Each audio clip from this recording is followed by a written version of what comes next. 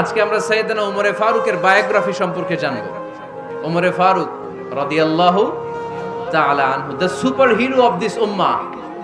এই উম্মার super hero তিনি, ঠিক কি না? ওনার মুখের আগে লাঠি চলতো বেশি। সুবহানাল্লাহ পড়বেন না? মাঝে মাঝে লাঠি চালানোরও দরকার আছে না নাই? সাইয়েদনা ওমরে ফারুক আমাদের জন্য অনুপ্রেরণা। Is the real super hero of Muslim উম্মাহ। তিনি এই উম্মার রিয়েল সুপার হিরো। এজন্য ওনার জীবনী থেকে আমরা কিছু শিক্ষা নেওয়ার চেষ্টা করব ইনশাআল্লাহ। পড়েন সাইয়েদনা ওমরে ফারুক কিভাবে ইসলাম ধর্ম গ্রহণ করলেন, কিভাবে বিশ্বনবীর প্রাণের কলিজার টুকরা হলেন, এটা দিয়ে আমরা শুরু করি। আল্লাহ তাআলা সাইয়েদনা ওমরে ফারুকের হৃদয়ের মধ্যে 3টা ধাক্কা মেরেছেন, ঈমানের ধাক্কা। আওয়াজ করে বলতে হবে কয়টা? জোরে বলেন তো কয়টা? 3টা ঈমানি ধাক্কা। এক হচ্ছে বিশ্বনবীর দোয়ার ধাক্কা। এক কি? দোয়ার ধাক্কা। 2 হচ্ছে সূরা হাক্কা দিয়ে দিয়েছেন আল্লাহ এক ধাক্কা। সুবহানাল্লাহ পড়বেন না? 3 হচ্ছে সূরাতু তাহা দিয়ে আল্লাহ দিয়েছেন আরেকটা ধাক্কা। এই 3টা ঈমানি ধাক্কা যখন সাইয়েদনা ওমর ফারুকের হৃদয়ে লাগলো, উনি পড়তে আরম্ভ করেছেন আশহাদু আল্লা ইলাহা ইল্লাল্লাহ ওয়া আশহাদু আন্না মুহাম্মাদান আবদুহু ওয়া রাসূলুহু। চিল্লায়ে পড়েন আল্লাহু আকবার।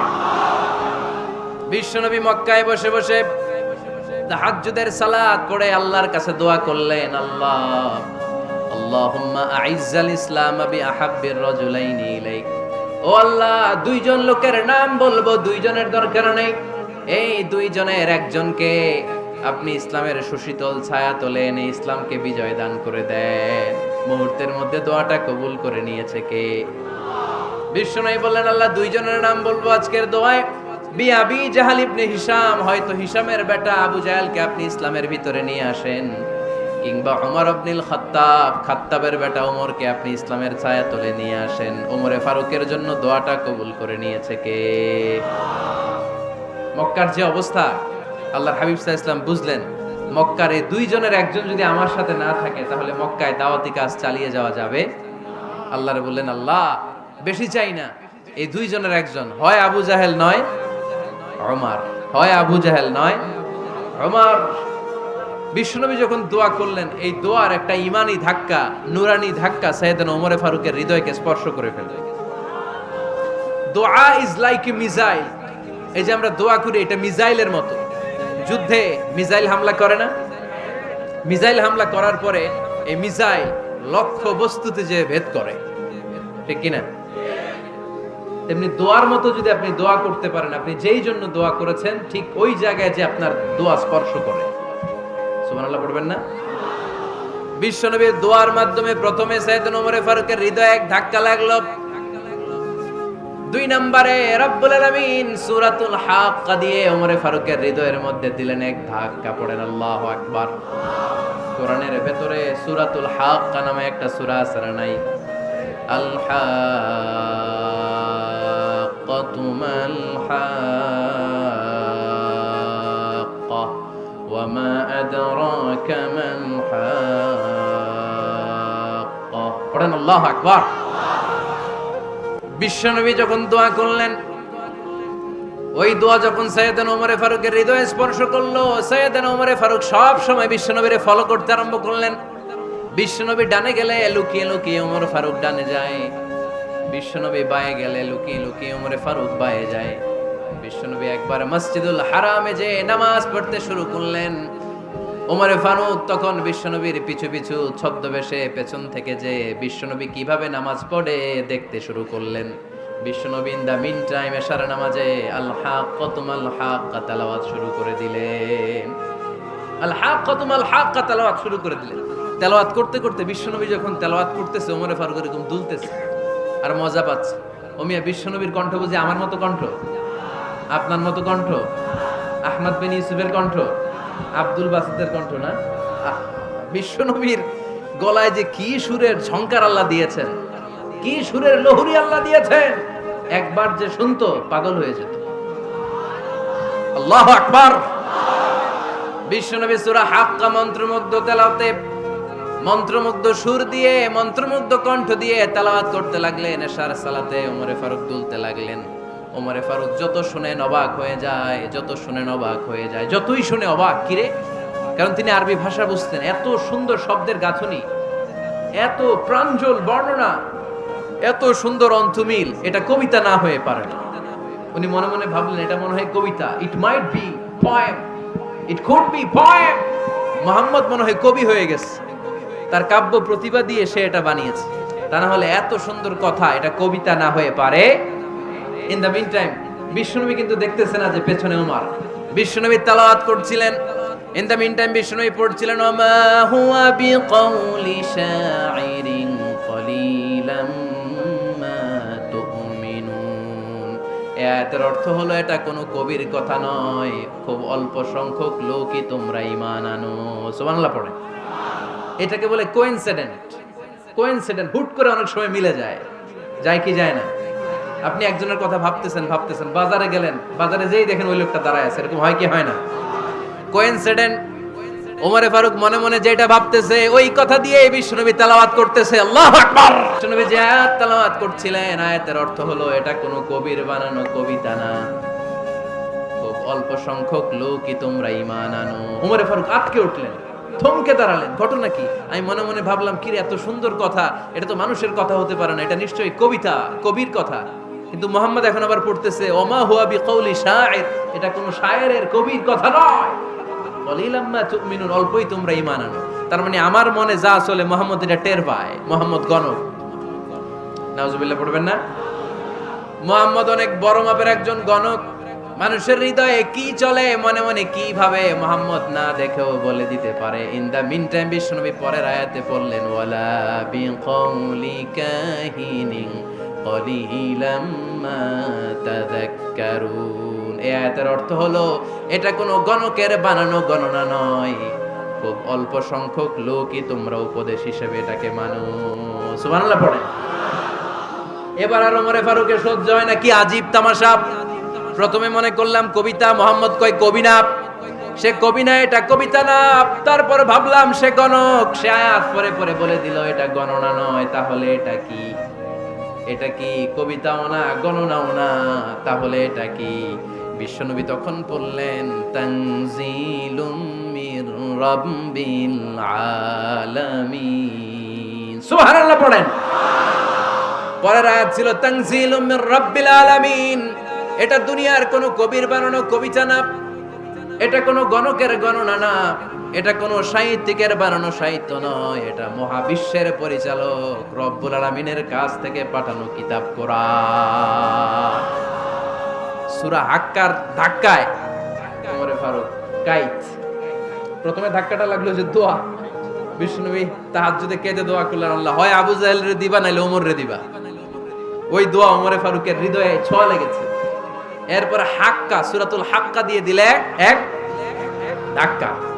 এই ধাক্কা খেয়ে উথাল পাথাল হৃদয়ের মধ্যে, হায় রে এ কি বাণী, এ কেমন কথা, কে মুহাম্মদ? তারপরও শয়তানের ওয়াসওয়াসা আছে না নাই? আল্লাহ বলে যতই ওয়াসওয়াসা ওমরকে দেয়া হোক, আমি ওমরে ফারুককে এই মুসলিম উম্মতের সেনাপতি বানিয়ে ছাড়বো, আমি সেনাপতি বানাবো। এবার 3 নাম্বার ডোজ। ডাক্তারের কাছে গেলে প্রথমে দেখবেন সিম্পল ডোজ দেয়, নরমাল ওষুধ, এটাতে কাজ না হলে ডোজ বাড়ায়, একেবারে কাজ না হলে অ্যান্টিবায়োটিক মারে, আছে না নাই?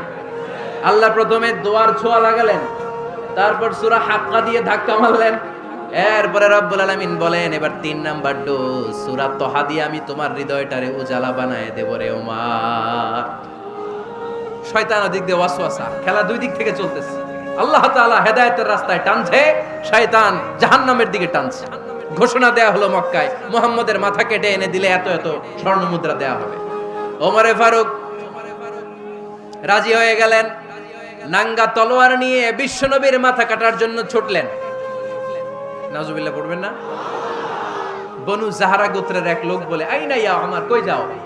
মুহাম্মদের মাথা কাটতে যাই। আরে মুহাম্মদের মাথা কাটতে যাও? তোমার বোন ফাতিমা বিনতে খাত্তাব আর তোমার বোন জামাই সাঈদ কদ সাবা, এরা তো ধর্ম ত্যাগ করে ফেলছে, এটা তো আমাদের ধর্ম ত্যাগ করে মুহাম্মদের ফলোয়ার হয়ে গেছে। আগে ওমর ঘর সামলাও, পরে মুহাম্মদের মাথা কাটতে যেও। ওমরে ফারুক অবাক হয়ে গেলেন, তলোয়ার নিয়ে বিশ্বনবীর দিকে না যেয়ে নিজের বাড়ির দিকে চলে গেলেন। বিশ্বনবীর আপন বোন ফাতিমা বিনতে খাত্তাব, বোন জামাই সাঈদ আর খাব্বাব রাদিয়াল্লাহু তাআলা আনহু, তিনজন মিলে সূরা তহা তেলাওয়াত করছিলেন। পড়েন সুবহানাল্লাহ। মক্কায় লুকিয়ে লুকিয়ে দাওয়াত হতো। খাব্বাব রাদিয়াল্লাহু তাআলা আনহু একটা চামড়ার ফলকের মধ্যে সূরা তহার কয়েকটা আয়াত এনে ওমর ফারুকের বোন আর বোন জামাইকে শিক্ষা দিচ্ছে, ট্রেনিং দিচ্ছে। সুবহানাল্লাহ পড়েন। লুকিয়ে লুকিয়ে ওমর ফারুক যখন ঘরে চলে আসলেন, এরা তটস্থ হয়ে গেল। সাইয়েদনা খাব্বাব বিছানার তলায় লুকিয়ে গেলেন। ওমর ফারুক বললেন, দরজা খোলো। ফাতেমা বিনতে খাত্তাব দরজা খোলার পরে নির্মম ভাবে সাইয়েদনা ওমর রাদিয়াল্লাহু তাআলা আনহু বোনের গায়ে আঘাত শুরু করে দিল। বোন জামাইকে আহত করতে শুরু করলো আর বলতে শুরু করলো, তোরা পাগল হলি কেন? কি আছে ওই মুহাম্মাদের মধ্যে? কি জাদু নিয়ে এসেছে? সে যাই বলে লোকজন পাগল হয়ে যায়, সবাই তার উপর কালিমা পড়ে ঈমান এনে ফেলে। কি এমন জিনিস তোদের কাছে আছে যেটা দেখে মুহাম্মদকে তোরা ভালোবাসলি? কি আছে? কি পড়তেছিলি আমারে দেখা। ফাতেমা বলে, ইন্নাকা রিজসুন লা ইয়ামাসসুহু ইল্লাল মুতাহহারুন। ও আমার ভাই ওমর, তুমি নাপাক। তুমি কি? লা ইয়ামাসসুহু ইল্লাল মুতাহহারুন, পবিত্রতা অর্জন না করে এই কোরআন ধরা যায় না। সুবহানাল্লাহ পড়েন। ওমর ফারুক গোসল করে আসলেন, কারণ ধাক্কা তো আগে কয়েকটা খাইছে।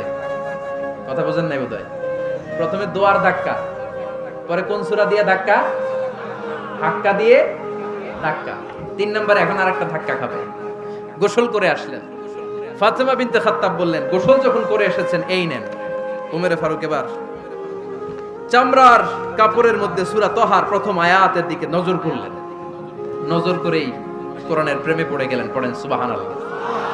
ওমর ফারুক পড়তে আরম্ভ করলেন, তহা মা আনজালনা আলাইকাল কুরআনা লিতাশকা ইল্লা তাযকিরাতাল লিমান ইয়াখশা তানজিলাম মিম্মান খালাকাল আরদা ওয়াস সামাওয়াতিল উলা।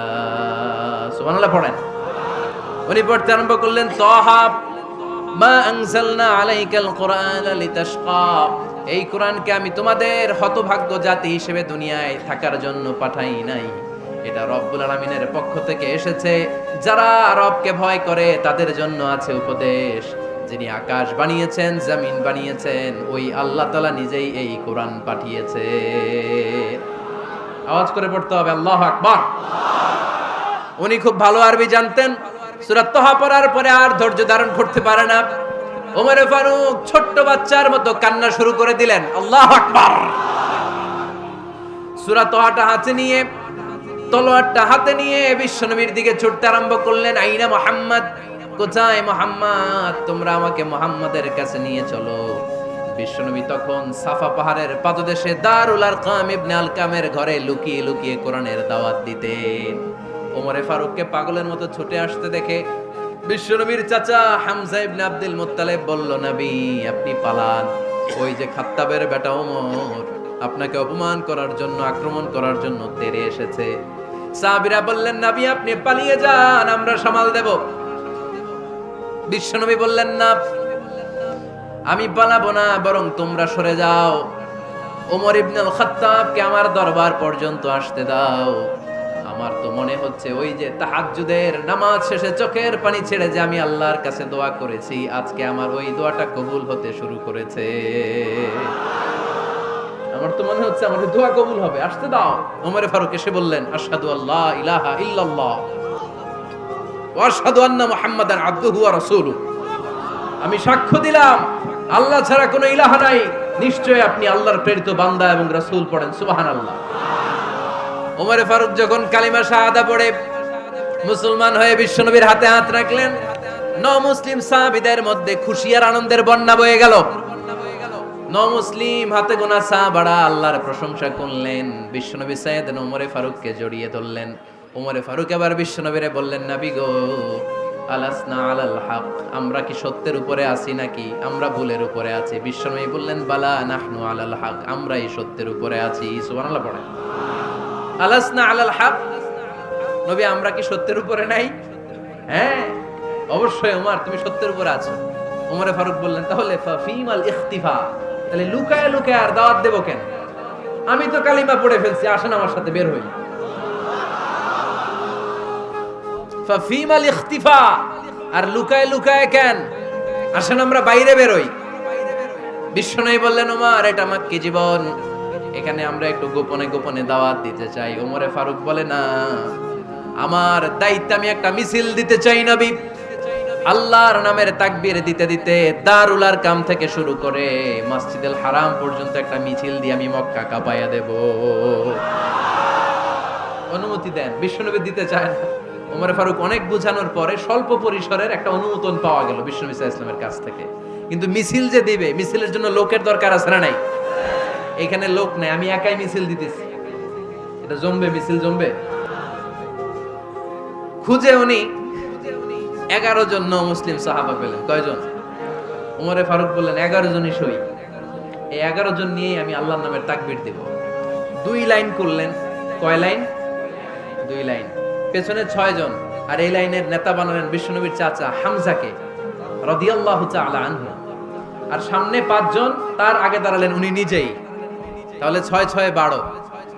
বললেন এই 2 লাইনই আমরা তাকবীর দিতে দিতে, বেশি না, এই দারুল আরকামের ঘর থেকে, আপনারা জানেন যে সাফা মারওয়া এখন যে সাই হয়, এই সাফার পাদদেশে ছিল দারুল আরকামের ঘর। উনি বললেন এখান থেকে ওই যে কাবার গিলাফ দেখা যায়, কাবার গিলাফ পর্যন্ত আমরা এই তাকবীর নিয়ে ওখানে যাব। সুবহানাল্লাহ পড়বেন না? ওখানে উনি দাঁড়িয়ে ছোট্ট একটা ভাষণ দিয়েছিলেন। উনি বলেছিলেন, মান আরাদা আন তাসকুলা উম্মু ওয়া ইয়াতামা ওয়ালাদু ওয়া তারমিলা যাওজাতুহু ফালিয়াসুদ্দানি। খেয়াল করে শুনেন, কান দুইটা খরগোশের কানের মতো খাড়া করেন। উনি এক বাক্যের একটা ভাষণ দিলেন। ভাষণ দিতে জানলে বড় ভাষণ দেয়া লাগে না। এক বাক্যের ভাষণ দিয়ে গোটা বিশ্বকে ঝাঁকুনি মারা যায়। চিল্লায় বলো ঠিক কিনা? ওমরে ফারুক এক বাক্যের একটা ছোট্ট ভাষণ দিলেন। মান আরাদা আন তাসকুলা উম্মু, কে আছো মায়ের এই মক্কায়, কে আছো মায়ের বুক খালি করতে চাও? ইয়া আচামা ওয়ালাদু, কে আছো বাচ্চাগুলারে, নিজের সন্তানগুলোরে ইয়াতিম বানাতে চাও? কে আছো তারমিলা যাওজাতুহু, নিজের স্ত্রীকে বিধবা বানাতে চাও? ফালিয়া সুদ্দানি, বুকের পাটা থাকলে আমি ওমর রে থামাও। ফালিয়া সুদ্দানি, দেখি মক্কায় কার এত বড় বুকের পাটা। কে আছো মায়ের বুক খালি করতে চাও, সন্তান রে এতিম বানাতে চাও, স্ত্রীকে বিধবা বানাতে চাও? ফালিয়া সুদ্দানি, পারলে আমারে ঠেকাও। এই বলে উনি আল্লাহু আকবার, আল্লাহু আকবার, আল্লাহু আকবার বলে স্লোগান শুরু করে দিলেন। এক এক স্লোগানে মক্কার মরুজমিন থারথার করে কাঁপতে আরম্ভ করল। এই মিছিল মক্কার কেউ দেয় না। মিছিলের আওয়াজ শুনে আবু জাহেল বাইরিস, উতবা বাইরিস, শাইবা, ওয়ালিদ ইবনে মুগিরা সব বের হয়েছে। কিরে, আমার এলাকায় এত বড় স্লোগান, কার এত সাহস? বের হয়ে দেখে মিছিলের সামনে ওমর। ওমর রে দেখে দিছে এক দৌড়। কারণ ওমরে ফারুককে থামানোর মতো বাপের বেটা মক্কায় দ্বিতীয়টা কেউ ছিল না। আওয়াজ করে বলেন ঠিক কিনা? ওমরে ফারুক আল্লাহু আকবার, আল্লাহু আকবার বলে স্লোগান দিতে দিতে মসজিদুল হারামের ভেতরে ঢুকে গেল। কাবার গিলাফ ধরার পরে সেদিন মিছিল থেমেছে। ওই আল্লাহর নামের স্লোগান সেদিন কেউ থামাতে পারে নাই, কিয়ামত পর্যন্ত কেউ থামাতে পারবে না। চিল্লায় বলো ঠিক কিনা?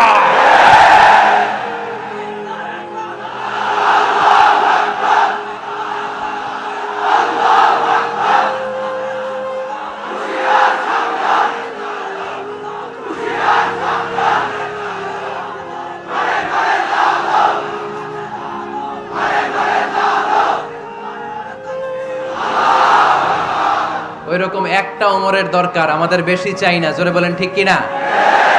দাও খোদা দাও আমায় আবার ওমর দারাজ দিল, দাও খোদা দাও আমায় আবার ওমর দারাজ দিল, দাও আলীর মতো বীর সেনানি, আলীর মতো বীর সেনানি জাগাতে নিখিল,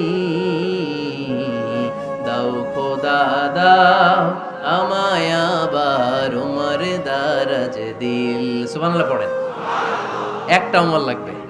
চিল্লায় বলেন কয়টা? ওই ওমরের অপেক্ষায় বাংলাদেশ সহ গোটা মুসলিম উম্মাহ, ঠিক কি না? একটা ওমরই যথেষ্ট। আমাদের সেন্ট্রাল লিডারশিপ নাই তো, আমাদেরকে এদিকে লাথি মারলে আমরা ওইদিকে যাই, ওদিক থেকে গুতা মারলে আমরা এদিকে যাই। আমাদের রিপ্রেজেন্টেটিভ, আমাদের প্রতিনিধিত্ব করার মতো কোনো কেন্দ্রীয় লিডারশিপ নেতৃবৃন্দ গোটা বিশ্বে নাই, ঠিক কি না? আমরা সেই ওমরে ফারুকের অপেক্ষায়, আমরা সেই ইমাম আল মাহদির অপেক্ষায়। এই ওমরে ফারুক আমাদের মডেল। ঠিক কিনা? থার্ড ইন পজিশন, এই পুরো উম্মতের মধ্যে ওনার পজিশন নাম্বার 3। 1 নাম্বার পজিশন বিশ্বনবীর, কার? 2 নাম্বার পজিশন কার? আবু বকর। 3 নাম্বার পজিশন কার? ওমরে ফারুকের। বিশ্বনবী বলতেন লা নবিয়্যা বা'দি, লা নবিয়্যা বা'দি, আমার পরে কোনো নবী নাই। ওয়ালা রাসূলা, আমার পরে কোনো রাসূলও নাই। আমার নবীর পরে আর কোনো নবী আছে? আমার নবীর পরে আর কোনো রাসূল আছে? এই যে কাদিয়ানি যে একটা সম্প্রদায় আছে, এরা কি মুসলিম নাকি অমুসলিম? মুসলিম সম্প্রদায়ের সাথে এদের কোনো সম্পর্ক নাই। চিল্লায় বলেন ঠিক কিনা? এরা যদি মুসলমান হতে চায়, আমার নবী দ্য লাস্ট মেসেঞ্জার বিশ্বনবীকে খাতামুন নবী হিসেবে সংবাদ সম্মেলন করে গোটা বিশ্বকে জানাই দিতে হবে, তারপরে তাদেরকে আমরা মুসলিম হিসেবে স্বীকৃতি দিব। চিল্লায় বলেন ঠিক কিনা? তা না হলে তারা কোন ধর্মের এটাকে জানাই দিতে হবে। No inferiority complex, no identity crisis. Identity ক্রাইসিসে থাকা যাবে না। আপনারা কোন ধর্মের এটা জানাই দেন। আপনারা বিশ্বনবীরও শেষ নবী মানবেন না, আবার মুসলিম বলেও নিজেদেরকে ট্যাগ লাগাতে চাইবেন। সাধারণ মুসলমানরা এটা এই ধোঁকাবাজি মানে না। চিল্লায় বলেন ঠিক কিনা? আমার নবীর পরে কোনো নবী নাই, আমার রাসূলের পরে কোনো রাসূল নাই। ঠিক কিনা? আল্লাহর হাবিব বলতেন লাউ কানা বা'দি নাবিয়্যুন লাকানা উমর, তবে আমার পরে যদি নবী হওয়ার যোগ্যতা কারো থাকে, আমার ওমরের ওই যোগ্যতা আছে। সুবহানাল্লাহ পড়েন। প্রভু তুমি বলেছো রাসূল দেবে না, বলনি দেবে না ওমর, বলনি দেবে না হামজা তারি, খালিদ বিজয় সমর। প্রভু তুমি বলেছো রাসূল দেবে না, বলনি দেবে না ওমর, বলনি দেবে না হামজা তারি, খালিদ বিজয় সমর। প্রভু তুমি বলেছো রাসূল দেবে না। সুবহানাল্লাহ পড়েন। এজন্য আমরা একটা ওমর চাই। কয়টা? বেশি লাগবে? নেতার মতো নেতা কয়টা লাগে? জোরে বলেন কয়টা? Enough, that's enough. ওমরে ফারুক আওয়ার সুপার হিরো। ওনার সাথে বিশ্বনবী সাল্লাল্লাহু আলাইহি ওয়াসাল্লামের মুসাহারার সম্পর্ক ছিল। ওমরে ফারুক যে বিশ্বনবীর শ্বশুর, এটা অনেকে জানেই না। ওমরে ফারুক রাদিয়াল্লাহু তাআলা আনহু বিশ্বনবীর শ্বশুর ছিলেন। এটা আজকে নতুন শুনছেন। কে কে হাত তোলেন? দেখছেন হুজুর? সঠিক বলছি না আমি? অনেকে আমরা জানি না। মাশাআল্লাহ, জানতে লজ্জা নাই, শিখতে লজ্জা নাই। লজ্জা হচ্ছে অজ্ঞতায় আর মূর্খতায়। ঠিক কি না? আমরা শিখতে রাজি আছি। যে কথা বলে আমরা তার ছাত্র। আমার আগে হুজুর কথা বলতেছিলেন, আমরা ছিলাম ছাত্র। এখন আমি কথা বলতেছি, এখন আমরা সবাই হয়ে গেছি ছাত্র। ঠিক কি না? যিনি বলেন তিনি শিক্ষক, বাকিরা আমরা ছাত্র। ঠিক কি না? 4 খলিফার 2 খলিফা, ইসলামের 4 খলিফার 2 খলিফা বিশ্বনবীর মেয়ের জামাই, আর বাকি 2 খলিফা বিশ্বনবীর শ্বশুর। সুবহানাল্লাহ পড়েন। সাইয়েদনা আলী রাদিয়াল্লাহু তাআলা আনহু, সাইয়েদনা উসমান যুন নূরাইন বিশ্বনবীর মেয়ের জামাই। উসমান রাদিয়াল্লাহু তাআলা আনহুর কাছে বিশ্বনবী 2 মেয়েকে বিয়ে দিয়েছিলেন। একজন মারা যাওয়ার পরে আরেকজন। বিশ্বনবী বলেছেন এরপরে আরেকটা থাকলে ওইটারও বিয়ে দিলাম। সুবহানাল্লাহ পড়বেন না? 2 জন ছিল মেয়ের জামাই আর 2 জন ছিল শ্বশুর। সাইয়েদনা আবু বকর শ্বশুর, বিশ্বনবীর স্ত্রী আম্মাজান আয়েশা রাদিয়াল্লাহু তাআলা আনহার বাবা। বিশ্বনবীর স্ত্রী আম্মাজান হাফসা রাদিয়াল্লাহু তাআলা আনহার বাবা ছিল সাইয়েদনা ওমর ফারুক। চিল্লায় পড়েন আল্লাহু আকবার। জানো তো না পজিশন না? সাইয়্যিদু কুহুলিল জান্নাহ, জান্নাতে যত নারীরা যাবে, নারীদের সর্দারিনী হবে সাইয়্যিদাতুনা ফাতেমা রাদিয়াল্লাহু তাআলা আনহা। এই ফরিদপুরের যত ইয়াং স্টাররা তোমরা যারা জান্নাতে যাবে, তোমাদের লিডার হবে সাইয়েদনা হাসান আর হুসাইন রাদিয়াল্লাহু তাআলা আনহুমা। আর বয়স্ক মুরব্বীরা যারা জান্নাতে ঢুকবেন, আপনাদের লিডার হবে সাইয়েদনা আবু বকর আর সাইয়েদনা ওমর ফারুক রাদিয়াল্লাহু তাআলা। সুবহানাল্লাহ পড়তে পারলেন না? ওমর ফারুক এটা সাধারণ কোনো ক্যারেক্টারিস্টিক্স নয়। ওনাকে আল্লাহ তাআলা নলেজও দিয়েছেন, আবার দিনদারিও দিয়েছেন। আমার দিনী ভাইয়েরা খেয়াল রাখবেন, কোন আলেমের মধ্যে বা কোন নেতার মধ্যে যদি এই দুইটার সমন্বয় আপনি পান, যে তার জ্ঞানও আছে আবার দিনদারিও আছে, he belongs the knowledge and he belongs the তাকওয়া, সে গোটা বিশ্বকে জয় করে ফেলবে। ঠিক কি না? যার মধ্যে জ্ঞান আছে, যার মধ্যে তাকওয়া আছে, তারে কেউ থামায় রাখতে পারে? ওমরে ফারুককে এই 2 নেয়ামত দিয়ে ধন্য করেছে কে? সহিহ বুখারীর বর্ণনা, বিশ্বনবী সাহাবীদের সামনে একটা স্বপ্নের কথা বলছেন। বিশ্বনবী বললেন, আমি স্বপ্নে দেখলাম আমার আঙ্গুলের ফাঁকা থেকে দুধ বের হচ্ছে, আমি তৃপ্তি সহকারে দুধ খেলাম। খাওয়ার পরে দেখলাম আঙ্গুলের মধ্যে একটু দুধ লেগে আছে। আমার আঙ্গুলে অতিরিক্ত লেগে থাকা দুধটা আমি ওমরে ফারুকের মুখের মধ্যে লাগিয়ে দিলাম।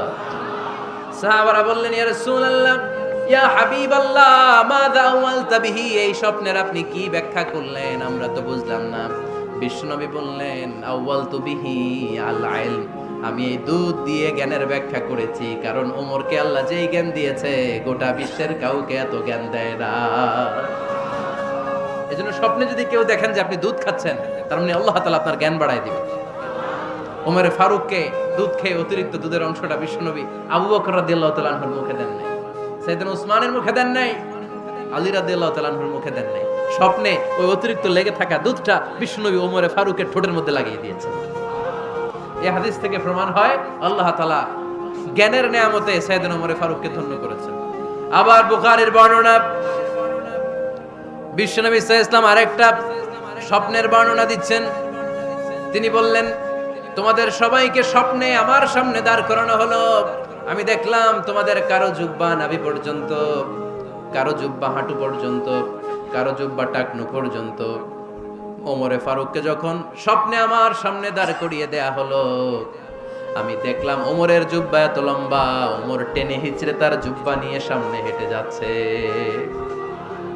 সাহাবারা বললেন, ফামাযা আওয়ালতা বিহি ইয়া রাসূলুল্লাহ, ও আল্লাহর রাসূল, এই স্বপ্ন দিয়ে আপনি কি বোঝাতে চাইলেন, আমরা কিছু বুঝলাম না। বিশ্বনবী বললেন, আউয়ালতু বিহি আদ-দীন, আমি এই হাদিসের দ্বারা দ্বীনের ব্যাখ্যা করলাম, যার জামা যত লম্বা তার দ্বীনদারি তত বেশি। সুবহানাল্লাহ, আসতে পড়েন। স্বপ্নে দেখলেন কোন সাহাবীর জুব্বা নাভি, কোন সাহাবীর হাঁটু, কারোটা টাকনু, কিন্তু ওমরে ফারুকের জুব্বা এত লম্বা, ইয়াজুরু সাওবাহু, তিনি তার জুব্বা টেনে হিচড়ে যাচ্ছেন। বিশ্বনবী বললেন, এটা দ্বারা আমি দ্বীন, আমি তাকওয়া, দ্বীনদারি, তাকওয়া, এটার ব্যাখ্যা করেছি। তার মানে ওমরে ফারুকের তাকওয়ার সামনে সব তাকওয়া পানি হয়ে যাবে। কোন সুবহানাল্লাহ। আল্লাহ তাআলা সাইয়েদনা ওমরে ফারুককে দ্বীনের জ্ঞান দিয়েছেন, তাকওয়া দিয়েছেন। যুবক ভাইরা, যাকে আল্লাহ তাআলা দ্বীনের জ্ঞান দেয়, যাকে আল্লাহ তাআলা তাকওয়ার এই গুণ দিয়ে সমৃদ্ধ করে, তার জন্য গোটা বিশ্বের সব দরজাগুলোকে ওপেন করে দেয় কে? কত বড় মুত্তাকি ছিলেন সাইয়েদনা ওমরে ফারুক। মদিনার সমাজে কয়জন মুনাফিক ছিল বিশ্বনবী ছাড়া কেউ বলতে পারতেন না। বিশ্বনবী কোন সাহাবীকে মুনাফিকদের লিস্ট দিয়ে যান নাই, একজন সাহাবী ছাড়া। দেখি কেউ বলতে পারেন কিনা ওই সাহাবীর নাম? কি নাম? হুযায়ফা ইবনুল ইয়ামান রাদিয়াল্লাহু তাআলা আনহু। ওনাকে বলা হতো সাহিবু সিররি রাসূলিল্লাহ, আল্লাহ রাসূল সাল্লাল্লাহু আলাইহি ওয়াসাল্লামের গোপন তথ্যের ধারক বাহক। সুবহানাল্লাহ পড়বেন না? বিশ্বনবী ইন্তেকালের আগে মদিনার সমাজে মোট কয়জন মুনাফিক আছে, এই তথ্য আবু বকরকে বলেন নাই, ওমর রাদিয়াল্লাহু তাআলা আনহুকে বলেন নাই, উসমান রাদিয়াল্লাহু তাআলা আনহু, আলী রাদিয়াল্লাহু তাআলা আনহু, আশারাতুল মুবাশশিরিন বিল জান্নাহ কোন সাহাবীকে বলেন নাই। শুধুমাত্র কেবলমাত্র একমাত্র হুযায়ফা ইবনুল ইয়ামান রাদিয়াল্লাহু তাআলা আনহুর কাছে মুনাফিকদের লিস্টে বিশ্বনবী দিয়ে গিয়েছে। সুবহানাল্লাহ পড়েন। মদিনায় কারা কারা মুনাফিক কেউ জানতো না হুযায়ফা ছাড়া। কে ছাড়া? নামটা আজকে মুখস্থ করেন, যাতে অন্য কোনো ওয়াজে কেউ জিজ্ঞেস করলে বলতে পারেন। মুনাফিকদের লিস্ট যে সাহাবীর কাছে বিশ্বনবী দিয়ে গিয়েছিলেন, সাহাবীর নাম কি? নাম? নামটা কেমন লাগে? ভালো লাগে? অনেকে আমারে জিজ্ঞেস করে, হুজুর আমার ছেলে হবে আগামী মাসে, একটা নাম দেন। নাম দিয়ে দিলাম হুযায়ফা। যাদের হবে ছেলে, এলাকায় যাদের নেক্সট কয়েক মাসে ছেলে হবে, খালি হুযায়ফা চলবে। কি চলবে? ভাল লাগে? নামটা ভাল লাগে? রাইখেন, অনেক সুন্দর নাম। উনি জানতেন মুনাফিক কারা। দেখেন ওমরে ফারুকের তাকওয়ার লেভেলটা কত হাই। ওমরে ফারুক একদিন হুযায়ফা রাদিয়াল্লাহু তাআলা আনহুর কাছে গেলেন, যে বললেন, হুযায়ফা, বিশ্বনবী ইন্তেকালের আগে মুনাফিকদের নামের লিস্টটা কারো কাছে দেয় নাই, আমার জানা নাই, সাইয়েদনা আবু বকরের জানা নাই, কোন সাহাবীর জানা নাই, তুমি ছাড়া। আমি তোমার কাছে জানতে চাই, আমি ওমরের নামটা ওই মুনাফিকদের খাতায় আছে কিনা আমার একটু বলো। আমার ওমরের নামটা ওই মুনাফিকদের লিস্টিতে একটু আছে কিনা, নামটা একটু বলো। যদি থাকে আমি ভালো হয়ে যাব, আমি নেফাকি দূর করে পাক্কা মুমিন হতে চাই। আমার নাম যদি মুনাফিকের লিস্টে থাকে আমি তো শেষ। হুযায়ফা চোখের পানি ছেড়ে দিয়ে বলে, আমিরুল মুমিনিন, কেমন প্রশ্ন করলেন আপনি? আপনি বিশ্বনবীর শ্বশুর, এই উম্মতে আপনার পজিশন 3 নাম্বার। আপনারে মুনাফিকরা ভয় পায়, শয়তান আপনারে ভয় পায়। আপনি জান্নাতে সব বয়স্ক লোকদেরকে নিয়ে জান্নাতের মধ্যে আগে আগে ঢুকবেন, কেমন করে মুনাফিকদের কাতারে আপনার নাম থাকতে পারে? ওমর সুবহানাল্লাহ পড়ে। কি বিনয়ী, কি তাকওয়া। হুযায়ফাকে যে ধরতেন, হুযায়ফা একটু বলো না আমার নামটা মুনাফিকদের লিস্টিতে আছে কিনা। ওমরে ফারুকের যদি এই টেনশন থাকে যে আমি মুনাফিক হয়ে গেলাম কিনা, আমাদের এই টেনশন থাকার দরকার আছে না নাই? হ্যাঁ, এজন্য সব সময় আল্লাহর কাছে দোয়া করতে হবে, আল্লাহ তুমি নেফাকি থেকে আমাদেরকে বাঁচাও। আরো জোরে পড়েন আমিন। ওমরে ফারুক রাদিয়াল্লাহু তাআলা আনহু আমাদের সুপার হিরো, আমাদের সবাই বলেন আমাদের। উনি কত বড় সুপার হিরো শুনেন। উনি জুমার খুতবা দিচ্ছেন। কি দিচ্ছেন? মসজিদে নববীতে। খুতবার মাঝখানে হঠাৎ বললেন, ইয়া সারিয়াতাল জাবাল, ইয়া সারিয়াত ইবনে জানিমিল জাবাল। এই কথা বলেই আবার খুতবা দিতে শুরু করলেন। উনার এই ইয়া সারিয়াত ইবনে জানিমিল জাবালের সাথে আগের কথারও কোনো মিল নাই, পরের কথারও কোনো মিল নাই। জুমার নামাজের পর মুসল্লি সাহাবারা ধরলেন, বললেন, ইয়া আমিরাল মুমিনিন। খুতবার মাঝখানে হঠাৎ করে ইয়া সারিয়াত ইবনে জালিমিল জাবাল বলে আপনি চিৎকার করলেন কেন? আপনার এই বাক্যের সাথে আপনার খুতবার আগের বাক্যের কোনো মিল নাই, আপনার খুতবার পরের বাক্যেরও কোনো মিল নাই। এই কথা আপনি কারে বললেন, কারে উদ্দেশ্য করে বললেন? এই কথার তাৎপর্য কি আমাদেরকে বুঝিয়ে বলেন। ওমরে ফারুক বললেন, আমি যখন খুতবা দিচ্ছি আমি দেখতে পেলাম ওই যে কয়েক মাস আগে আমি আমার মুসলিম সেনাবাহিনী পারস্যে আক্রমণের জন্য পাঠিয়েছি, বর্তমান ইরানের ওই বিশাল এলাকাতে পারস্যে আমি আমার ব্যাটালিয়ন পাঠিয়েছি। আমি হঠাৎ করে দেখতে পেলাম আমার মুসলিম বাহিনীর সেনাপতি যুদ্ধের এক পর্যায়ে তার ডানে আছে উপত্যকা, বায়ে আছে পাহাড়, সে পাহাড়ি রাস্তা ছেড়ে দিয়ে উপত্যকার দিকে যেতে শুরু করেছে। আমি দেখতে পেলাম আমার মুসলিম বাহিনী যদি উপত্যকার দিকে ছুটে বেড়ায়, কাফির মুশরিকরা আমার মুসলিম বাহিনীকে কচুকাটা করে ফেলবে। তাই আমি এখান থেকে তাদেরকে কমান্ড দিয়ে বলেছি, ইয়া সারিয়াতাল জাবাল, উপত্যকার দিকে নয় পাহাড়ের দিকে যাও, তাহলেই তোমাদের বিজয় নিশ্চিত হয়ে যাবে। উপত্যকার দিকে যেও না, ইলাল জাবাল, ইলা সারিয়াতিল জাবাল, পাহাড়ের দিকে ছোট। সাহাবারা অবাক, ঘটনা কি? উনি বসে আছেন মদিনায় মসজিদে নববীর মিম্বারে দাঁড়িয়ে, উনি যদি ইয়া সারিয়াতাল জাবাল বলে এটা কি ইরানে যাবে নাকি? ও মিয়া, তখনকার সময়ে বর্তমানের মতো মোবাইল ছিল নাকি, ইন্টারনেট ছিল নাকি, কিছু ছিল? খালি মুখে আমি যদি বলি ইয়া সারিয়াতাল জাবাল, এটা ইরানে যাবে, ইন্ডিয়া যাবে, ঢাকায় তো যাবে, ফরিদপুর শহরেই তো বসবে না, ঠিক কিনা? কিন্তু এটা আমিরুল মুমিনিন, বিশ্বাসী সাহাবারা বিশ্বাস করে নিল। কিছু মুনাফিক ছিল, এরা কয় না ঝামেলা, এটা তো সম্ভব না। এক কাজ করি, এই সেনাপতি যখন বিজয়ী বেশে মদিনায় ফিরে আসবে আর আমরা ধরব। এরা দিন গুনতে লাগলো, এই সেনাপতি মুসলিম বাহিনী নিয়ে পারস্য জয় করে কবে ফিরে আসবে। এই মুনাফিকের দলগুলো কখনো সেনাবাহিনীকে অভ্যর্থনা জানাতে যেত না, কিন্তু এইবার সবার আগে মদিনার উপকণ্ঠে যে সেনাপতিদেরকে অভ্যর্থনা জানানোর জন্য ফুল নিয়ে রেডি, ফুল নিয়ে দাঁড়ায়। সেনাপতি ঢুকার সাথে সাথে ধরছে, এই সেনাপতি কোত্থেকে আসছে? কয় পারস্য জয় করে আসছি। কয় এমন এমন দিন, জুমার দিন দুপুর বেলা যুদ্ধের মাঝখানে আমিরুল মুমিনিনের কণ্ঠের কোন কথাবার্তা শুনছো নাকি? সেনাপতি অবাক, কয় তোমরা জানলা কেমনে? শুনছি তো। সুবহানাল্লাহ পড়বেন না? আমরা যুদ্ধে একটা ভয়ঙ্কর অবস্থার মধ্যে ছিলাম, পেছন থেকে শত্রু আমাদেরকে আক্রমণ করতে শুরু করে দিল।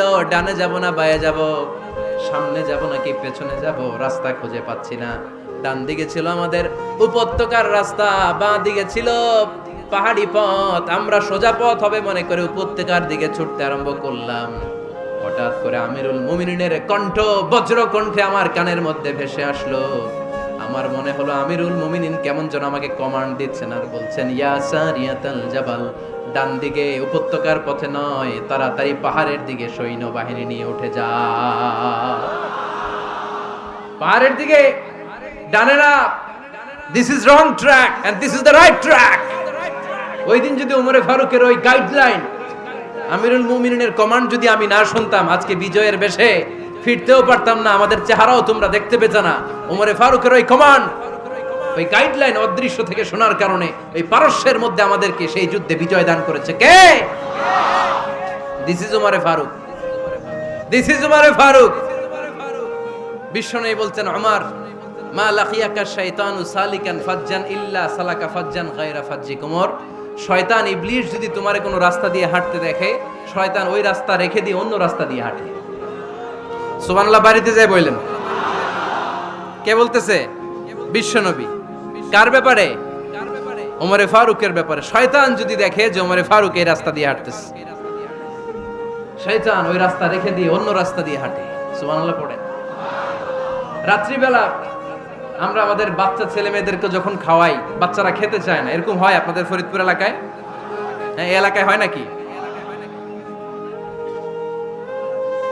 খেতে চায় না বাচ্চারা, এই চকলেট দেখায়া, এই মিনা কার্টুন দেখায়া, এইটা সেইটা, এগুলো সেগুলো বলে, গল্প টল্প বলে ভুলায়া খাওয়ানো লাগে, তাই না? তারপরও খায় না। আমারও ছোট মেয়ে আছে, খেতে চায় না, এইটা সেইটা এমনি সেমনি খাওয়ানো লাগে। তো শেষে না পেরে মা বাবা বলতে বাধ্য হয়, ওই যে ভূত আসতেছে, ভূত, তাড়াতাড়ি তাড়াতাড়ি খাও, নাহলে যে ভূত ধরবে তোমার। ওই যে বাঘ আসতেছে, বাঘ, তাড়াতাড়ি খাইলে নাহলে বাঘে কামড়াবে। বলি না আমরা? আপনারা কি বলেন? ভূত। আর কি বলেন? হ্যাঁ হ্যাঁ, আচ্ছা, এক এক জায়গায় এক একটা আমরা বলি, ভূত আসবে, বাঘ খাবে, ভাল্লুক খাবে, তাড়াতাড়ি খাও। মদিনাতে যখন ওমরে ফারুক আমিরুল মুমিনিন, মদিনার মায়েরাও বাচ্চাদেরকে খাওয়াতে পারতো না, ছোট্ট মেয়েদেরকে খাওয়াতে পারতো না, খাওয়া নিয়ে যন্ত্রণা করতো। বাচ্চারা যখন মদিনায় খেতে চাইতো না রাত্রি বেলায়, মদিনার মায়েরা বলতো, তাড়াতাড়ি খাও, হা হুয়া ইয়াতি উমর, হা হুয়া ইয়াতি উমর, তাড়াতাড়ি খা, নাইলে ওই যে ওমর আসতেছে, Omar. This is our super hero সাইয়েদনা ওমর ফারুক রাদিয়াল্লাহু তাআলা। শুধু শয়তানি ভয় পেত না, মুনাফিকরাও ভয় পেত, জমের মতো ভয়। শুধু তাই না, আমাদের আম্মাজান বিষ্ণু ইসা ইসলামের স্ত্রীরাও ওমর ফারুককে ভয় পেতেন। সুবহানাল্লাহ কইবেন না? মাঝে মাঝে বিষ্ণু ইসা ইসলামের সাথে আম্মাজান আয়েশার ঝগড়া হতো, হতো না? আপনাদের ফ্যামিলিতে ঝগড়া হয়? হয় না? হয় না? কার কার দেখি? ওরে আল্লাহ, অনেক আল্লাহর ওলি আছে তো এই জায়গায়। ঝগড়া হয় না? কি কথা কয়, ঝগড়া হয় না বলে? বিশ্বনবীর ফ্যামিলিতে ঝগড়া হয়, আপনার ফ্যামিলিতে হয় না? মিষ্টি ঝগড়া। আর ও বিয়েই করে নাই।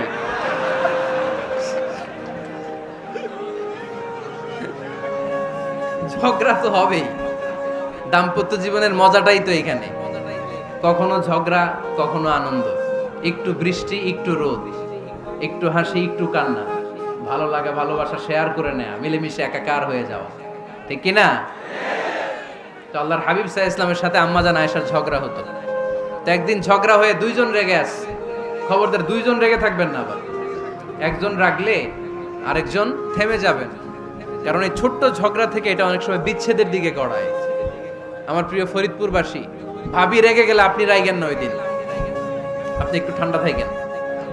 আবার আপনি রেগে গেলে, আমার মাইকের আওয়াজ যদি ভাবিরা শুনেন, আপনারা রেগে যায় না, একটু ঠান্ডা থাকবেন। দুইজনে রেগে গেলে তো তৃতীয় বিশ্বযুদ্ধ শুরু হবে, তাই না? একজন রেগে গেলে আরেকজন ঠান্ডা, কারণ এই সামান্য ঝগড়া থেকে ইগোর কারণে এটা বিচ্ছেদ আর ডিভোর্স পর্যন্ত গড়ায়। আর শয়তান এখানে উস্কানি দেয়, কারণ ইমানদারদের ফ্যামিলি ভাঙতে পারলে শয়তান সবচেয়ে বড় খুশি হয়, আর ইমানদারদের ফ্যামিলি টিকে থাকলে খুশি হয়ে যায় কে? আম্মাজান আয়েশা রাদিয়াল্লাহু তাআলা আনহার সাথে বিষ্ণু ইসলামের ঝগড়া হতো মাঝে মাঝে। একবার ঝগড়া হলো, বিষ্ণু ইসলামও রাগ, আম্মাজান আয়েশাও রাগ। তো বিষ্ণুই বললেন, আয়েশা, ঝগড়া করে আর কতক্ষণ থাকবো, আসো মিটমাট করি। আয়েশা রাদিয়াল্লাহু বললেন, ঠিক আছে, মিটমাট করি। তো বিষ্ণু ইসলাম বললেন, মিটমাটের জন্য কারে ডাকবো? ওমরে ডাকি। কয় না, ওমরে না, ওমর গালিজ, ওমর অনেক রাগে, আমার ডর লাগে। কয় তাহলে তোমার আব্বারে ডাকি, কয় ডাকেন। কি খুশি, মেয়েদের মধ্যে এই অভ্যাসটা আছে না নাই?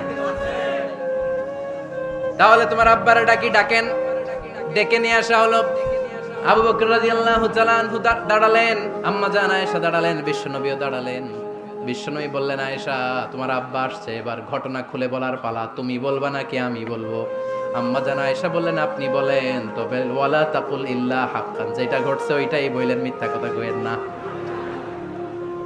আবু বকর রাদিয়াল্লাহু তাআলা আনহু রেগে মেগে আগুন, কি এই কথা তুমি কেমন করে বলো? বিশ্বনবী কি মিথ্যা কথা কখনো বলবে? রেগে মেগে দিলেন মেয়ের গালে এক চড়। বানিয়ে বলতেছি না, মুসনাদ আহমদ ইবনে হাম্বলের হাদিস। বাবার হাতের থাপ্পড় খেয়ে আম্মা জান আয়েশা উল্টে পড়লেন। সাইয়েদনা আবু বকর রাগে গড়গড় করছেন, আবার মারার জন্য তেড়ে গেলেন। এবার বাঁচার জন্য আম্মা জান আয়েশা বিশ্বনবীর পিছনে যে আশ্রয় নিলেন, বিশ্বনবী বাঁচানোর জন্য দুই হাত মেলে দাঁড়িয়ে গেলেন। পড়েন সুবহানাল্লাহ। বিশ্বনবী যখন দুই হাত মেলে দাঁড়িয়ে গেলেন, সাইয়েদনা আবু বকর রাদিয়াল্লাহু আনহু থেমে গেলেন। সাইয়েদনা আবু বকর রাদিয়াল্লাহু তাআলা আনহু ঘর থেকে বের হয়ে বারান্দায় দাঁড়ালেন। পড়েন সুবহানাল্লাহ। এবার বিশ্বনবী আম্মা জান আয়েশার কাছে যেয়ে বলেন, ইয়া আয়েশা কাইফা রাআইতিনি আনকাসতুকি মিনার রাজুল, দেখছো কেমনে বাঁচাইলাম? আমি না থাকলে ভর্তা বানাই ফেলতো আজকে। আমি বাঁচাইছি তোমারে, আমি, আমার লগে ঝগড়া করো তুমি। লজ্জায় পড়ে আম্মা জান আয়েশা খিলখিল করে হেসে দিলেন, বিশ্বনবীও হেসে দিলেন। দুইজনের হাসির মধুর আওয়াজ শুনে সাইয়েদনা আবু বকর বাইরে থেকে অবাক, কিরে এতক্ষণ না ঝড় তুফান, এখন দেখি হাসি। সালাম দিয়ে অনুমতি নিয়ে ভিতরে ঢুকলেন। ঢুকে দেখেন আম্মা জান আয়েশাও হাসে, বিশ্বনবীও হাসে।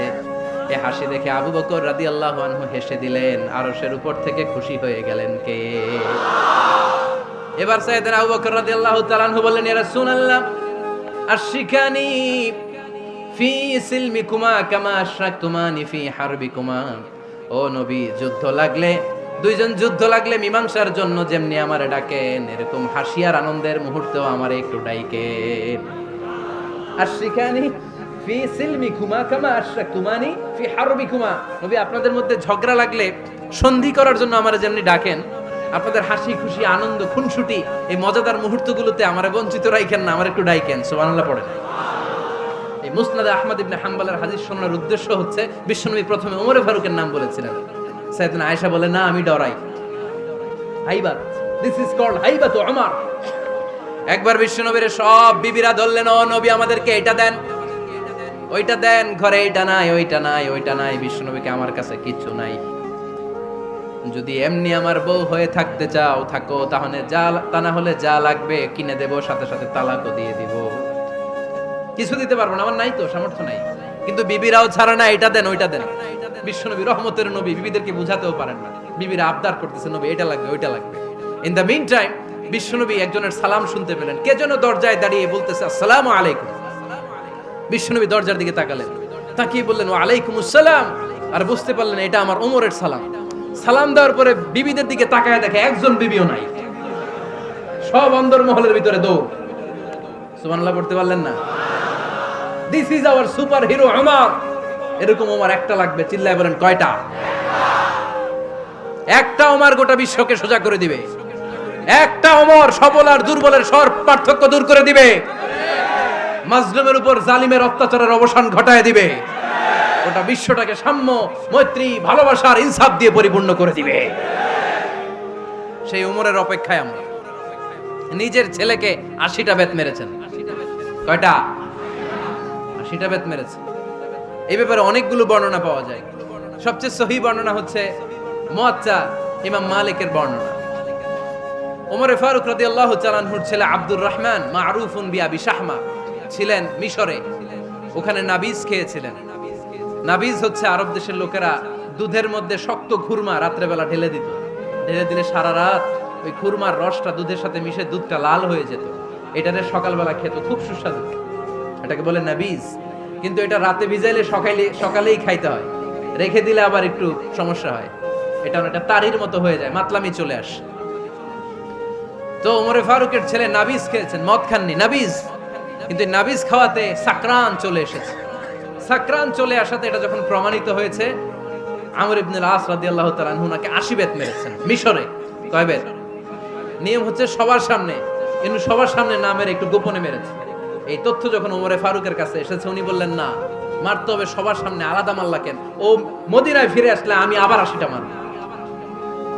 মদিনায় ফিরে আসার পরে সাইয়েদনা ওমরে ফারুক ওই আগের 80টারে আর ধরেন নাই, নিজ হাতে আবার 80টা বেত মেরেছেন। এই বেত মারার 1 মাস পরে এই আবু শাহমা ইন্তেকাল করেছে। অনেক ঐতিহাসিক বলে এই বেতের আঘাতে মরেছে, কেউ কেউ বলেছে নিজের রোগের কারণে মরেছে। কিন্তু দিস ইজ দ্য ইনসাফ সিস্টেম অফ উমর। নিজের ছেলে বলে ছেড়ে দেয় নাই। এখন নিজের ছেলে হইলে 7 খুন মাফ, নেতার ছেলে হইলে 10 খুন মাফ, এলাকার মোড়লের ছেলে হইলে 10 খুন মাফ। নো পার্সিয়ালিটি ইন ইসলাম। ইসলামে পার্সিয়ালিটি নাই। আপনি নেতার ছেলে হন, আপনি বিজনেস ম্যাগনেটের ছেলে হন, আপনি যেই হন না কেন, ইসলামের দৃষ্টিতে সবাই সমান। চিল্লায় বলেন ঠিক কি না?